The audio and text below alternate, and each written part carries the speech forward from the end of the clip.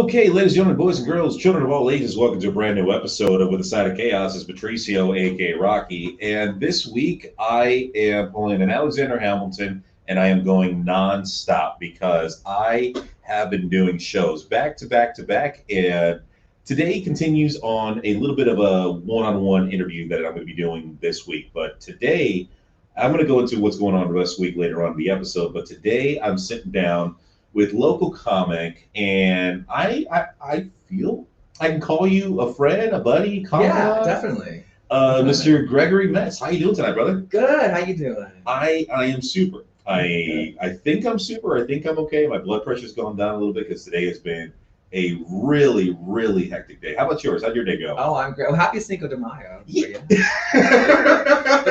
I'm good. Before the show, we were actually talking about. I'm actually spelling your name. I always feel like I'm spelling Gregory right, but at the same time, like, am I doing it correctly or is it going down the wrong way? There we go. Let's make it put it out there. Boom. All right. So we were talking about Cinco de Mayo before the show. Right. And I'm going to ask you. Yeah. You're a gentleman of Caucasian descent. Yeah. Correct. I mean, unless you got a different background that I don't know about, but that's your business. Do you feel today being Cinco de Mayo, like, what do you know about Cinco de Mayo? Not really much of nothing. People have margaritas and quesadillas. I don't know. Yeah, That's all I know. Today, normally people are out and about having a good time. Right. An excuse to get drunk. Right. Whether it's your St. Patrick's Day, your Puerto Rican Day festival, or you're depressed on Christmas. You find an excuse to drink. Right. Today I had people hit me up all day wanting to find out, what am I doing tonight? Where am I going to be at? What am I drinking? I'm like, I don't need an excuse to drink. Right. Definitely. But do you feel like today is a day like you have to drink? Do you feel obligated to drink, or you can give two shits? Oh, I could give two shits. I mean, I don't really celebrate holidays. Really? Yeah. Okay. Not bad. No. Oh, yeah. I don't celebrate them. Everyone to each their own, because like I've said it before, like, I'm agnostic. Yeah. I can give two craps about Christmas. Yeah. I can give two craps about Easter. I don't talk crap about them, Right. but I'm not going to give any crap. Right. And if you want to celebrate Cinco de Mayo, go for it. Have a good time. If you get into trouble, give me a call. I'll get you in connection with a great attorney if you get pulled over. But you reached out to me. Yeah, absolutely. A few weeks ago, but Right. before that, I want to talk about how you and I met. Yeah. Because we had met, I believe it was how you had said earlier before we would start recording, other bar. Yeah, I might get the other bar. At an open mic, and I had approached you because I had an idea for a show. Oh, okay. And then I remember that we had met up at Cabo's in Thornton Park, right, to talk about a sexually oriented show that I was doing with a friend of mine. And you've heard this phone vibrate. Yeah. I'm sorry. I'm about to throw it. Oh, no, you're good. Throw it against the wall. And you and I were talking at the beginning about a sexually oriented podcast to talk about all the taboo stuff that people aren't afraid of. And you were going to be our first guest. But then something happened. Oh, I got sick and I couldn't make it. And this is before COVID. This is... Yeah. I couldn't make it, yeah. And we kind of lost contact with each other because time passed and then COVID hit. Everyone lost contact with each other. But you hit me up about a project that you're working on. And before we go into that project, I want to ask you a couple of things to get to know Gregory definitely. Here on the show in regards to comedy itself. Like, what got you, like, what pushed you to start comedy? You know, I've been sitting on the impulse to do comedy my whole life, but I was always afraid to get in front of people. Okay. Like, I wanted to be a comic my whole entire life. I just was nervous to get in front of people. I was very shy. I would physically get ill. Like, my body would start shaking. My arms, I would start shaking, you know, if, when I did public speaking. And so, like, I would never go after that dream. And so then finally, you know, I've been setting on the impulse for like for 20 years. And then when I was 40, I'm like, well, I got to do it, you know, because I'm 42, almost 43. Shut up. Yeah, I'm almost 42. You don't look it. I moisturize daily. No, my girl gets on me because... And I put tea bags on my eyes. Does that really help? Yeah. Well, it does, because you look amazing. Thank you. After I drink my green tea, I take the tea bags and I put them on my eyes. My girl's constantly giving me shit for, oh, honey, you should moisturize. Here's some cocoa butter. Here's aloe. Here's this. Here's that. I'm like, my skin feels fine. Yeah. But she did get me to start using cocoa butter. Oh, good. Cocoa butter is great. And I do feel a difference in my skin when I remember to put it on. Oh, yeah. Because I'm always like rushing out the door. And you can buy the big bottle at Walmart for $2. The big bottle of cocoa butter. Are you serious? Yeah. So, like, if you're ever feeling dry or ashy, you can always go to Walmart for $2. You get a big bottle of cocoa butter. So with having a fear of public speaking, getting up there, like, what pushed you to do it? I think just grief and trauma and like being really like, I don't know, like I'm gonna say sad, not depressed, but sadness, you know. And so, shall I get closer to the mic? Yeah, just a tad. Okay, yeah, like just sitting on the impulses and knowing my life is not changing, it's not going anywhere. I'm not making movement. I was very stagnant in my life, and so I was like, if I don't proceed and do something, I'm never going to get where I want to go or be what I want to be, you know. So it's so I just said I have to do it. And I remember going to my first open mic. I was so scared, so nervous. I was shaking. Sometimes I still get the shakes, hey. But but I did it, and whatever. The rest is history. The one thing I constantly keep hearing from comics is like there is that little bit of tragedy. There is something that occurred in their lives, Mm-hmm. and they use comedy, whether it's to heal the pain, put away the pain, hide the pain, whatever. Like, does pain play a tribute to comedy itself? I think so. I think a lot of people, they use the comedy to maybe mask their trauma, and make jokes about people, make fun of people. But I think you also can use your pain maybe to make fun of what's going on in your situation, Mhm. or to make light of it. Because sometimes we have grief and trauma, and I'm still trying to work on that myself. Because my set that I've been doing is really a lot of puns, and it's like really not me, because I'm not. I'm really feminine, gay, whatever, quoting stereotypical gay, but like I don't live that life, and my set kind of is like stereotypical gay stuff, and because I can play that character because I've been that character, with the voice and like, hey girl, hey, but that's not my life anymore. My life now is taking care of my mother all day long, changing her diaper, getting her medicine, and so like, and there's a lot, and she's dealing with her mental illness, Oh, wow. her issues, and so that's my life now. So I'm trying to incorporate that into my comedy act. Do you feel that you're but not mocking her? Yeah. Yeah. But do you feel like the comedy act is like an escape from that, or From my life? Oh yeah, absolutely. To make people laugh, because I'm dealing with not pain every day, but I'm just dealing with her problems, having to take care of her issues, her life. I'm sorry, I'm talking with my hands. No, you're fine. It's You're so- fine. Okay, good. They can hear the movement of your hands. Oh, okay. Am I on camera with my hands moving around? Looking really gay. I look like I work in retail. Hey, can I help you? So, but I did work in retail, and it sucks. And I was a server for 20 years too. Really? Oh God, the worst. I was actually during earlier today. I had to go out to visit a client on location at a nursing home, and it was quick and easy. I get out of there. I'm like, you know what? I'm near White Castle. Let me see if I can squeeze in and try and get the hype should be over. Oh, a hamburger? Yeah. Hey. And I waited about an hour and a half, Oh my God. but it was so worth it. And I told my ops manager, I'm like, make sure you take out an hour of PTO for me for this, because it took way longer than expected. But as I'm coming in, I have two soft drinks.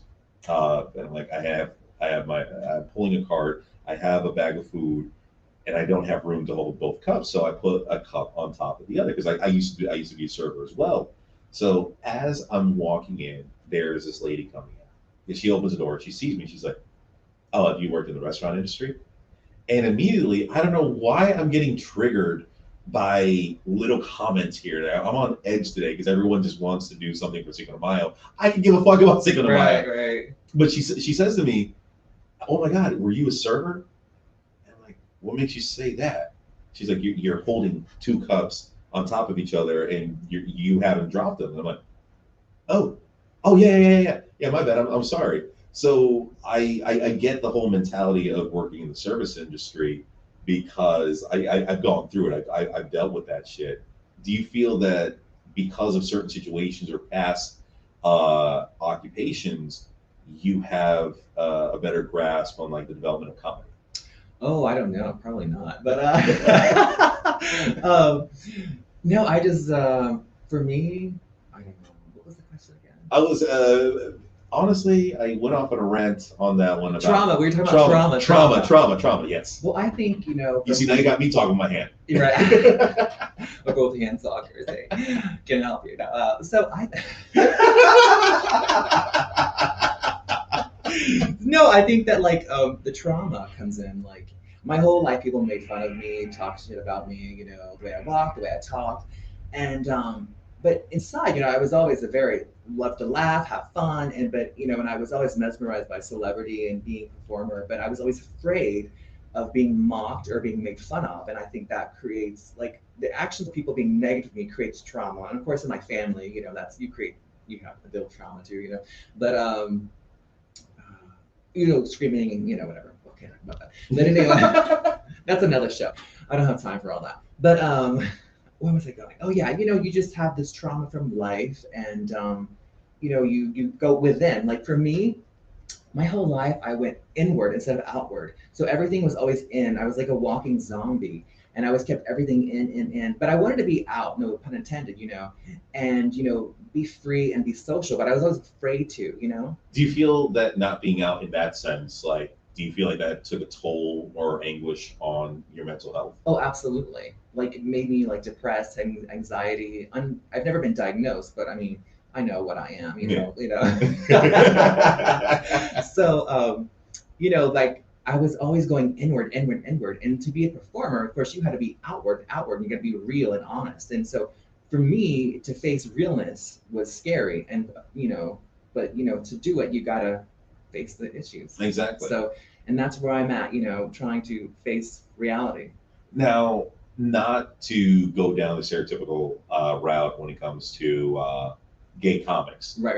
I will say this: I have never met an unfunny gay comic.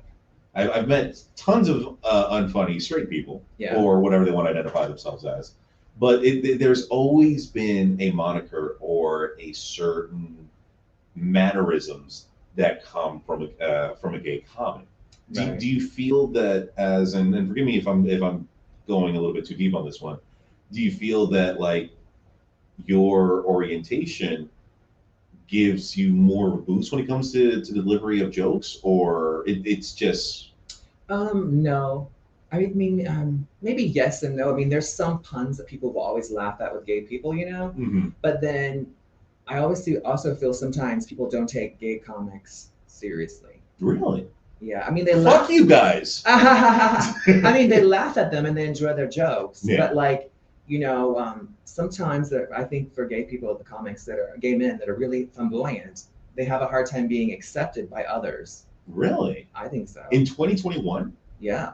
I mean, like, I can't tell you how many people I've gone to. I mean, it doesn't happen hardly much anymore, but when I first started going to open mics, I would hear people make fun of me, mock me, blah, blah, blah, blah, blah. But you got to grow a thick skin and deal with it, you know, Yeah. because that's just, it is what it is.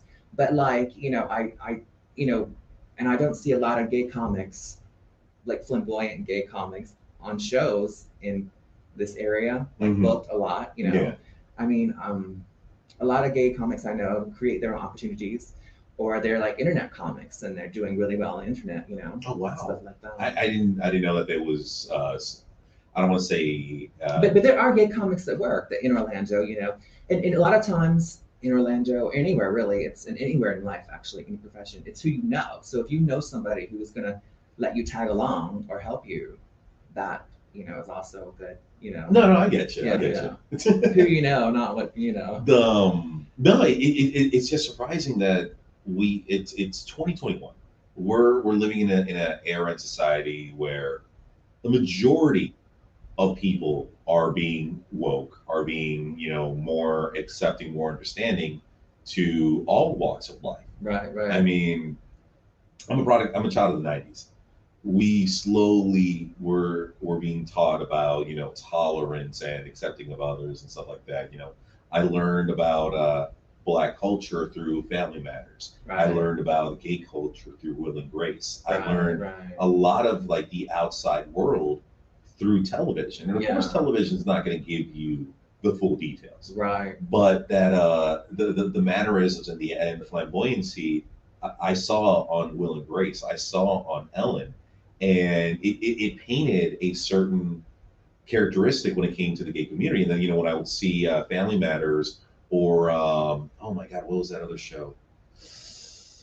Oh, I can't think of it off the top of my head, but it painted a certain picture of certain communities here and Mhm. there. And then my mom had put me in a Catholic school. My mom had me go to a Catholic school in Chicago, in the heart of Boys Town. Oh wow. And by me saying Boys Town, you can already assume that Right. it's the gay community. Right. Right. So now I'm like, you know, getting older and I'm seeing all these, you know, all the pride flags. I'm seeing people of the same sex, you know, kissing. I'm like, cool. Didn't in any way, shape, or form question it because I grew up in a house where there was no judgment. You do Right, when right, you right. do what you do, as long as you're not hurting nobody. Right. And it's just sad that, and we know that years beforehand we were not in such an accepting society, but even now in 2021, you still face what's the word? Uh, not segregation, discrimination. Right. As Well, I feel like sometimes you have straight comics, or I don't know what they are. You know, I assume they're straight. I don't know. I don't know what they do behind closed doors. some are questionable. But hey, they're online, right? 5 feet away. But anyway, they'll say, "Oh, you're funny, you're funny, you're funny," but then they don't ask me to be on their show or book me for their show. You know what I'm saying? Or they'll like, I don't know. You know how like, I don't know where I'm going with this, but like, you know, they'll say, "Oh, you're so funny, you're so funny," but yet they don't book you on your show or Yeah. offer, ask you to, for, you know, to give you a spot or something. You know. Exactly. So I don't know. No, it seriously like it saddens me. Or they'll tell me that I'm too much, or that you nobody too much wants stop. right, or that nobody want to hear my stories. But yet I'll see a straight comic do a bit, like talking like a gay person, parodying a gay person. So I'm thinking they don't want to hear me talk, but they want to hear you imitate a gay guy. That doesn't make sense to me. You know what I'm saying? Like, do you? And I'm sorry that we're spending so much time on like your point of view from the gay community. Do you see it as a jab when a heterosexual imitates as someone of the gay community? no, not really. I see it in the sense that I feel it if the person won't book me for a show or let me perform on a show because I'm flamboyantly gay. Yeah. And they tell me that nobody wants to hear my material, but yet a straight comic will mock or imitate a gay person, flamboyant gay guy, and do basically like the same type of material I would do. But you know what I'm saying? Yeah. But almost like making fun of it, you know, which, you know, it's funny. I laugh, I have a great time, but you know, why can't I do as a gay male, feminine, flamboyant that I am? See, I think I'm feminine. I don't think I'm flamboyant because there's a difference. Okay. Like I'm naturally. As a narrow-minded straight man, please give me the difference between the two. Well, my friend told me this one time years ago. This girl, Adrienne, that I was friends with, she said, you know, you're feminine, Greg. You're not flamboyant because I perceive myself, you know, I talk kind of feminine. I walk kind of feminine, but like I don't see flamboyant is like someone I think more of like a drag queen type thing. Okay. That's what I think. I don't know. Somebody else may say something different, you know, or whatever. No, and like I said, you know, in this day and age, everyone's identifying as one or the other, or Right. not even identifying at all. Right, right. I'm not even going to jump into that one because I've talked multiple episodes about that. Because Oh, pronouns. yeah, the pronouns. Oh, How do you? I always get pronouns confused. Same. I'm a he him.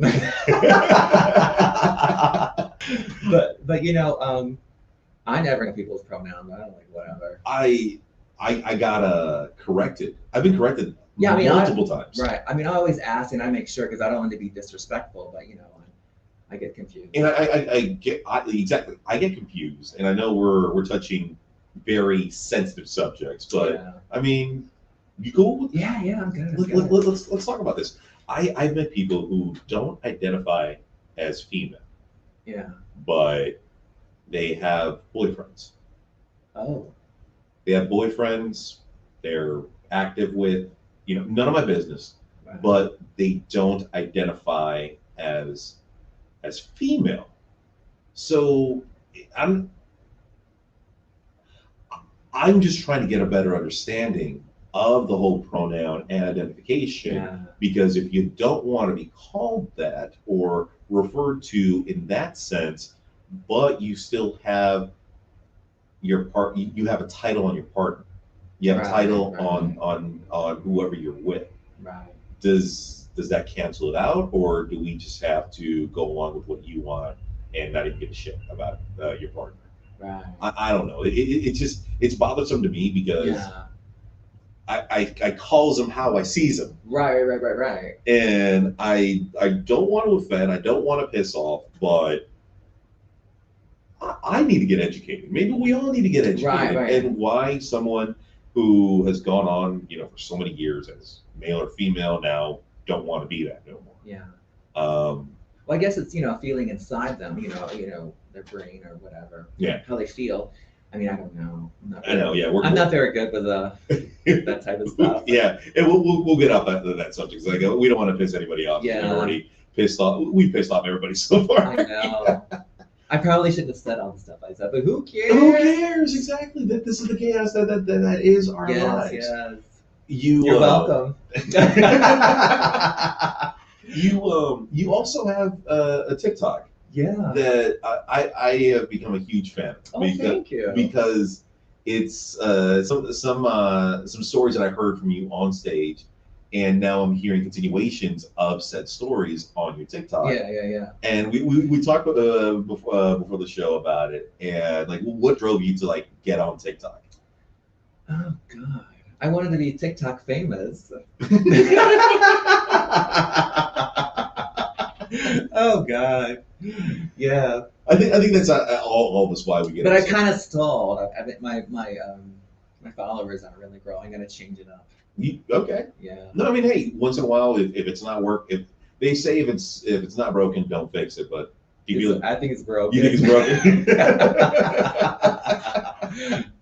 Oh God. Oh, so like, what are your plans right now as a comic? 'Cause, like you did take some time off because I didn't see you on the scene. I didn't do much during the pandemic because I take care of my mom. She's how old is she? 68, 67, 68, I don't know. Okay.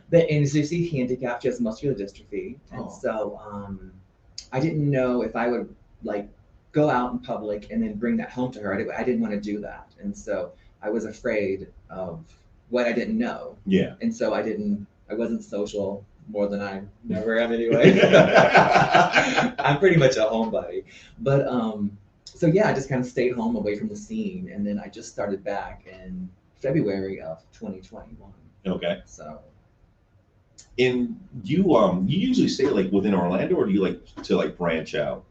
I did a few things in Lakeland and Tampa, and then Orlando. Yeah. Okay. Yeah. But like, you actually have something coming up where you're.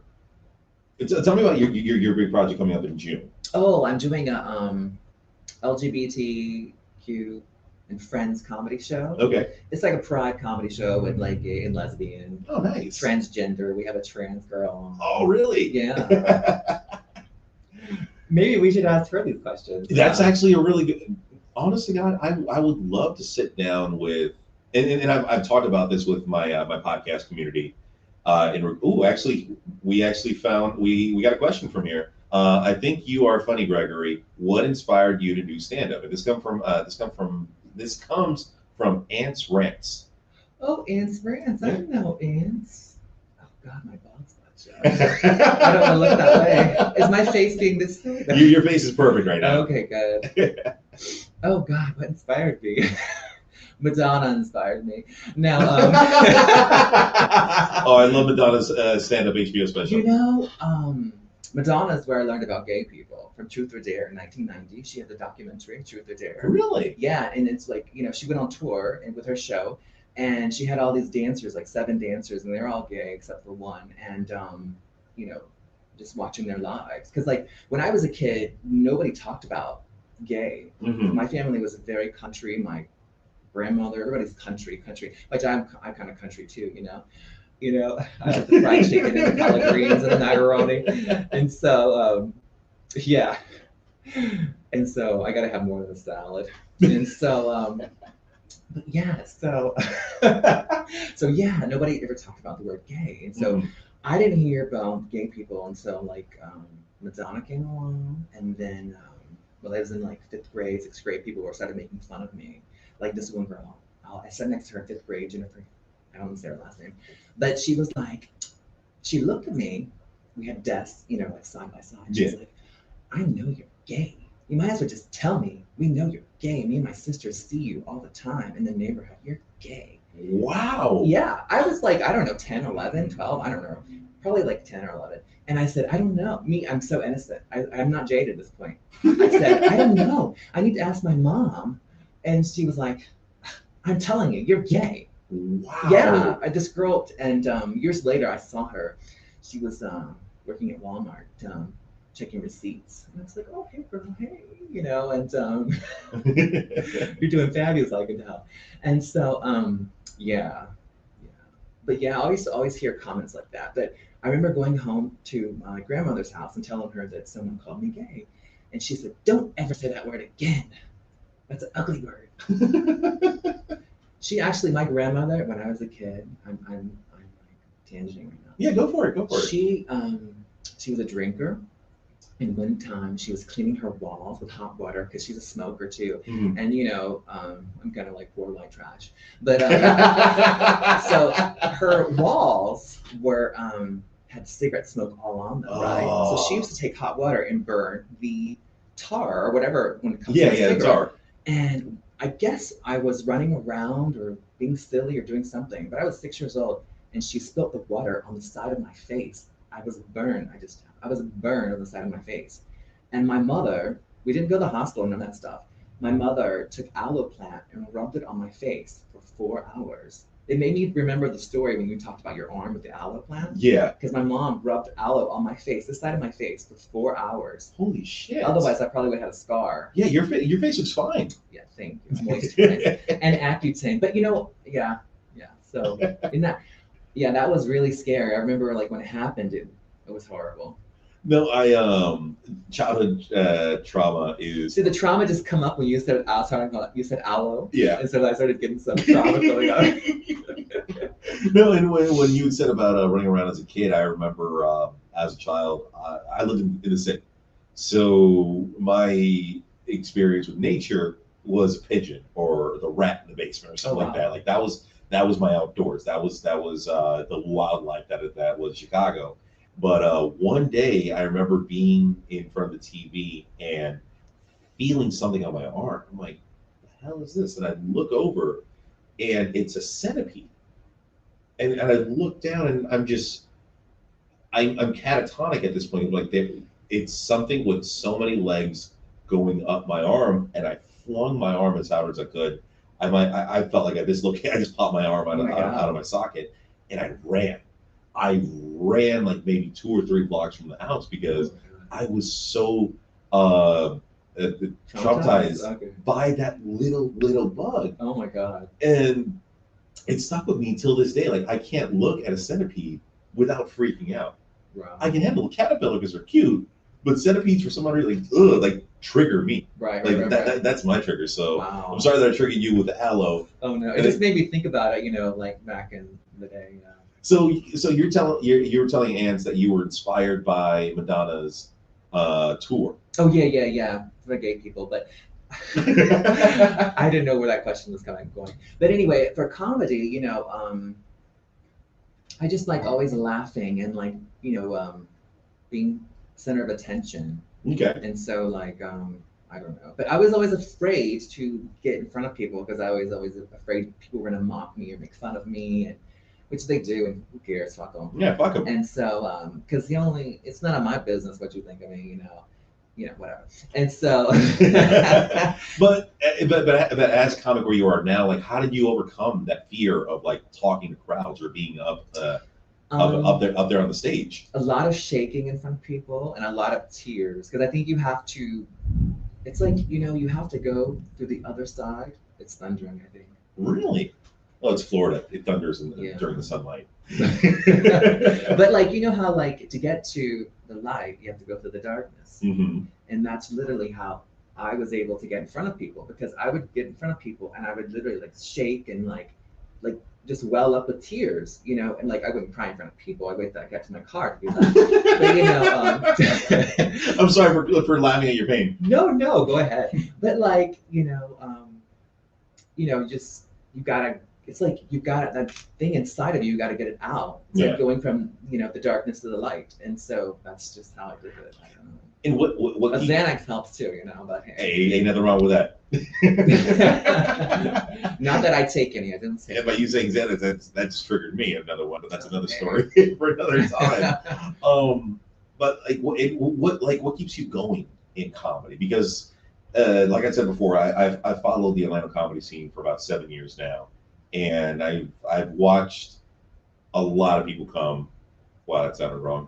A lot of people come and go in the comedy scene. I've seen them go up the ladder and do great things, and then some of them fade into the darkness that is Lake Eola. Right. What drives you? Well, I'm gonna be 50 years old in 7 years, and I really feel like I haven't done anything with my life, and I've always wanted to be a comic and be, a working comic and do that, performer, entertainer. And so I realized even if people shut the door in my face, I can create my own opportunities and do things somehow, some way. Mm-hmm. And I just gotta, keep trucking forward and go from A to B to C to, eventually I will get where I want to be. And Yeah. so, And where is it that you want to be with your comedy? Doing stand-up, podcasting, maybe like I wouldn't mind being on a TV show, stuff like that. When I was a kid, I always dreamed I would have a talk show. Like back in the day, I was obsessed with like Vicky Lake, Maury Povich, Sally Jessica, and I used to watch. You grew up in the '90s, I get you. Yes.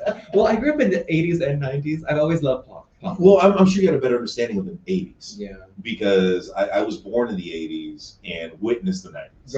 Right. So you probably have a better understanding of the '80s. Yeah. And a completely better view of the '90s. I was pretty much depressed in the '90s, though. I stayed home a lot. I was in middle school in like in the like 93, 94. No, 92, 93, 94. I was in middle school. Mm-hmm. And, it was just a very dark time for me. I was like, I realized I was gay in 8th grade. Surprise. And so I'm homosexual. But anyway, but, I wasn't very social. Like I went home and I just stayed home with my mother and did whatever she needed. I didn't really do any after school activities. And then in 9th grade, I wanted to do theater, but I was too afraid to do it. And 10th grade, I got a job, and I worked at McDonald's from 10th, 11th, 12th grade. Oh wow! Oh. I will say this, and I've said this on other shows. Yeah. That I feel that every teenager should work at McDonald's as their first job. Oh yeah. Because you deal with so much in one day. Oh yeah. And the skills and the patience that I learned working at the Golden Arches has helped me develop so much as an adult now. And yeah, no, I learned so much from McDonald's. I think I learned, you know what I learned? Well, I learned patience. Let it out. I learned patience, number one. But what really happened? I learned don't let nobody borrow your fucking typewriter. Can I say that? Fucking? Yeah, fuck shit, cock ass titties. So I met this guy who pretended like he was gonna be my friend, like my. I was a young gay guy. I was scared to be gay. I'd never done anything with a guy or anything like that. I was afraid. I always stayed my distance for a minute, even though I knew I was gay. I didn't have a label for it. I felt different. I was always outside the box. Like my brother's 5 years older than me. He never had anything to do with me because, he was on a different path, like he played sports and his friends were all straight and blah, blah, blah, blah. Here I am listening to Madonna, Cyndi Lauper's Cher, dreaming of hosting a talk show.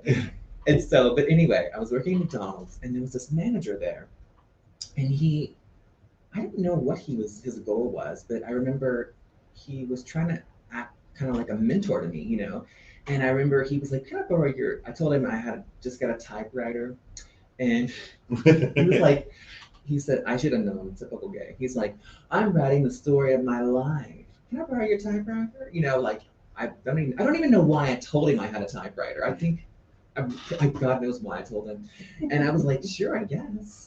Needless to say, I never got the typewriter back. That son of a bitch. I know, and I remember going to his Do you house. remember what brand of typewriter it was? I know that's a crazy question. Oh God. No, I don't Okay. remember.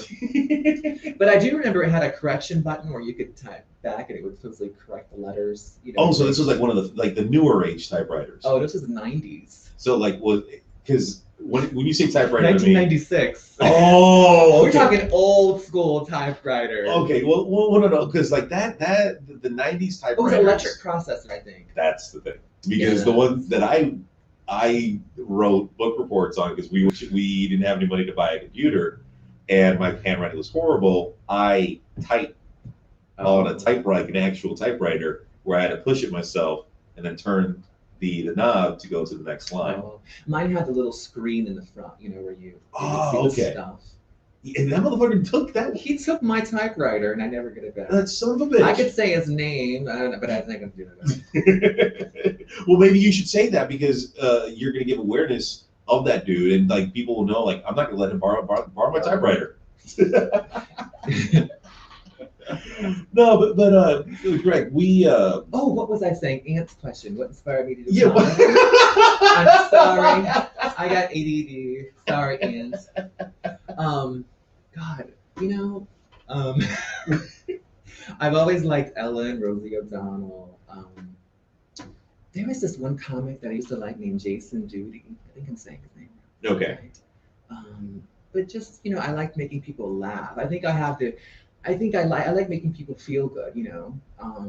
So yeah. I think that's a trait that comes from just anyone who's in the entertainment business. Yeah. I used to do characters at Disney. So did I. Really? Who were you friends with? Well, I did. Only for, you're gonna think I'm really petty. I keep bumping the mic. You're fine. My legs are falling asleep. I'm old. Oh, you can stretch. Yeah, I stretch mine out. I gotta wake them up. So I worked there for 6 months as a character, and I did Tigger, Woody, Genie. What year? 1998. Okay, so a little bit before me. Remember, I'm old. So this is the thing though. Like, I was doing it 6 months, but like my skin started breaking out. Like my face started looking like a pepperoni pizza. Like yeah. No. When you're wearing, because I was, we're about the same height, so we were Goofy, Tigger, Baloo, Bear, Captain Hook, Genie, Launchpad, all the tall characters. Okay, yeah.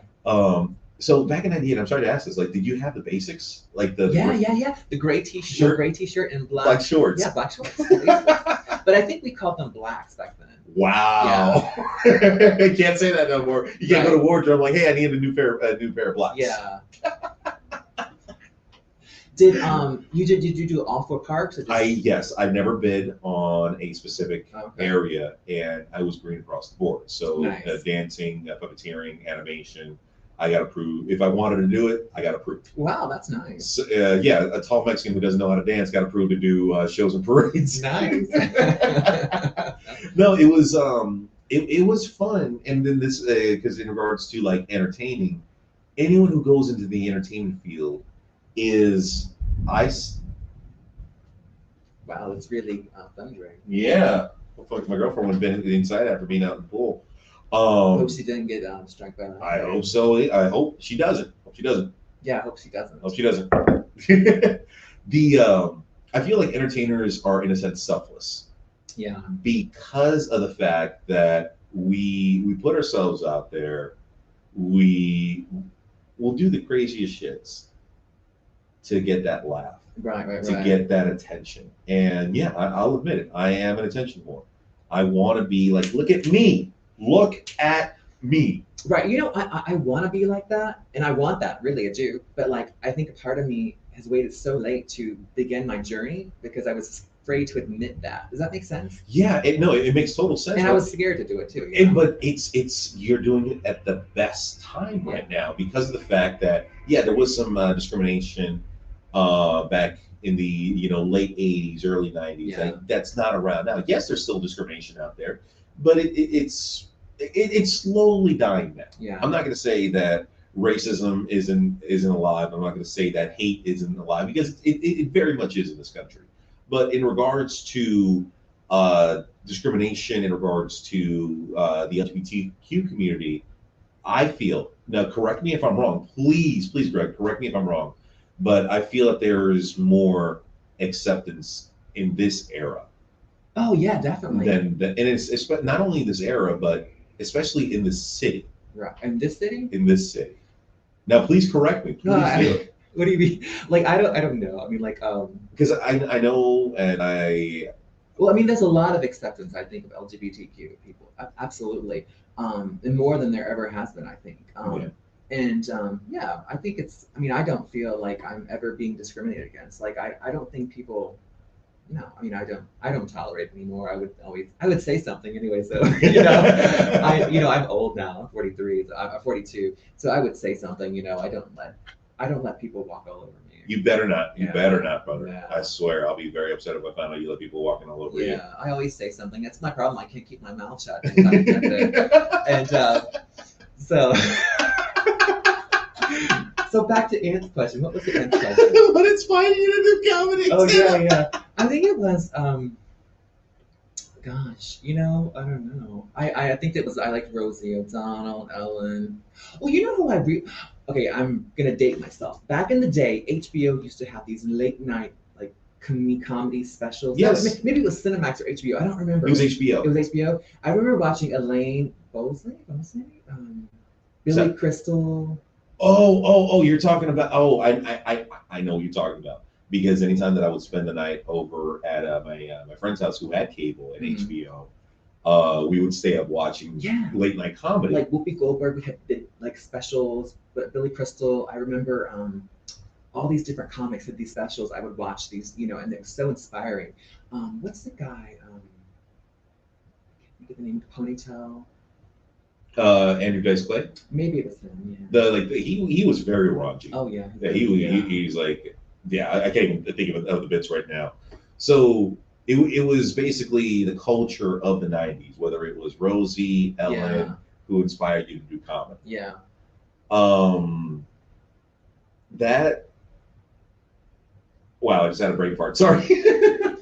Welcome to my world. I'm always like that. I'm like, what did I just say? No, it's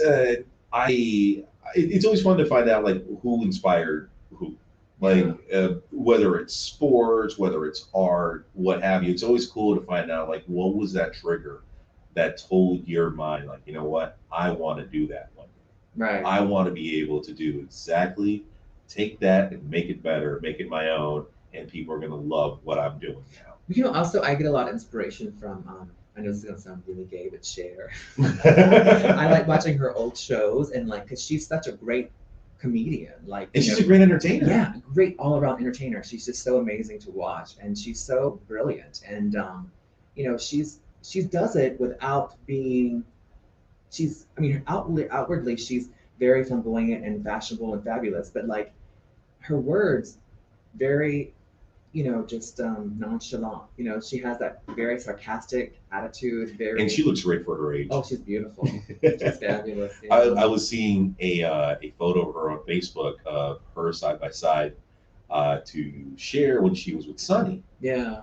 And I hate to say it, she looks better now than she did back then. Oh yeah, she looks amazing. She's amazing. When I saw her in Mamma Mia 2, I fell in love with her all over again. Yeah. And I was like, damn, shit. She's so good. Let me find out. I mean, I don't want to have sex with her or anything, but I like her outfits and her wigs.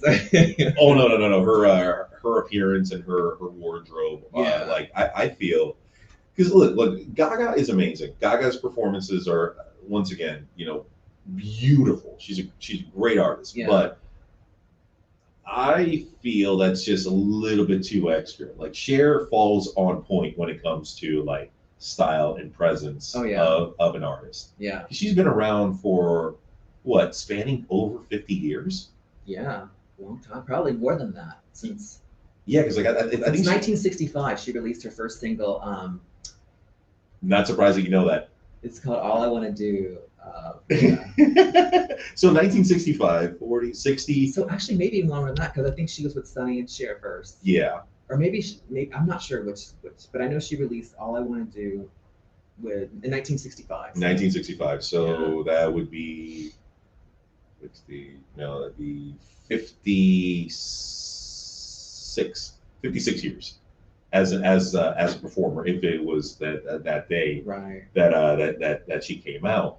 But now, Greg, I want but before we end the show, I want to talk a little bit about how do I go about this.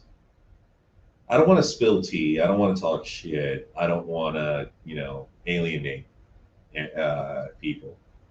But I've felt that there's been a change here in Orlando when it comes to comedy. Yeah. There's there's a lot of new faces, and I mean I accept that. I mean as time goes by, comics come and go, and I've been privileged enough to make friends with a lot of new comics. Oh, yeah. Here in Orlando, but I feel that there's a change to the style of comedy Yeah. that is out there now. With you following comedy and seeing comedy the way it's presented and performed over the past I'll just say 2 decades, where you started paying attention to comedy. Yeah. Do you feel that there's a difference in the delivery, or is there a difference in the material of jokes of the joke itself? Well, I mean, there's so many different kinds, like You hit that mic one more time. I Kidding, know, I'm kidding, I'm I'm so kidding. sorry. I'm fidgeting. I can't help it. Um, sorry.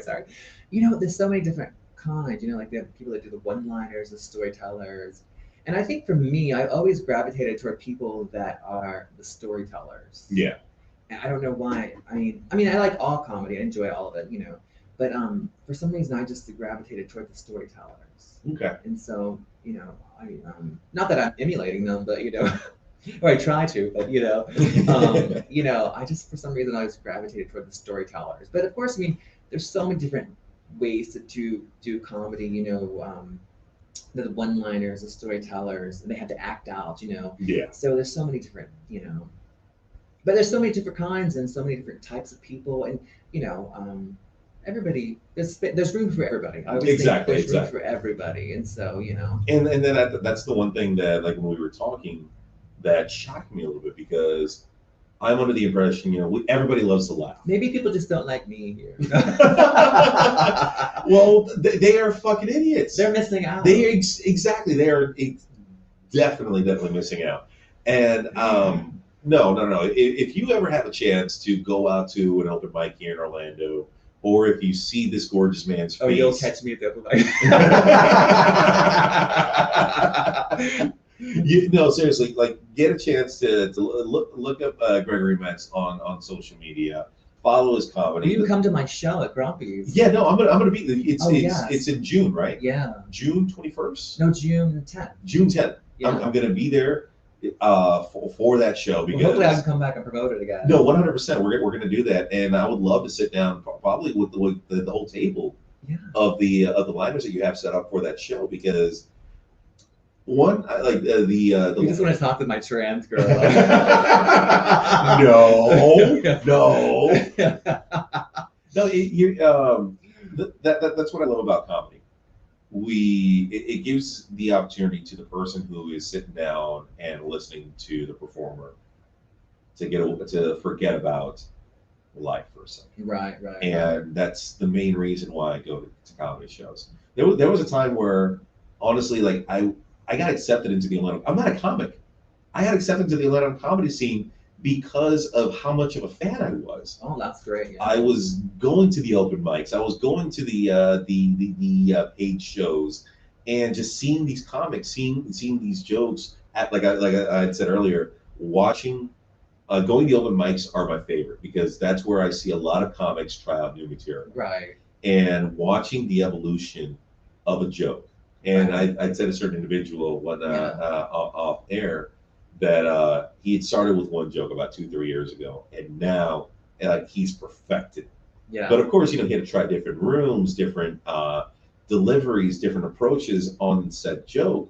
but has now been able to tune it perfectly, and now it delivers 100% across the board. Nice. But what I was going with it originally in regards to the change of the comedy scene, and what you had told me earlier in the show about, some people not being accepting or as welcoming as one would think. I honestly got thought that comedy scene, people just want to laugh. Yeah, People just want to absolutely. forget about whatever Absolutely. troubles they're facing on their in their lives, and they just want to laugh. Yeah. And for there to be a level of discrimination or unacceptance for that, Yeah. fuck you. Well, yeah. I mean, because Fuck off. absolutely. I mean, because I had a comic tell me, well, he was in a judging situation, because I was auditioning to perform at a club. Yeah. But he told me that the little old ladies didn't want to hear my stories, my rendezvous, and which I took offense to that because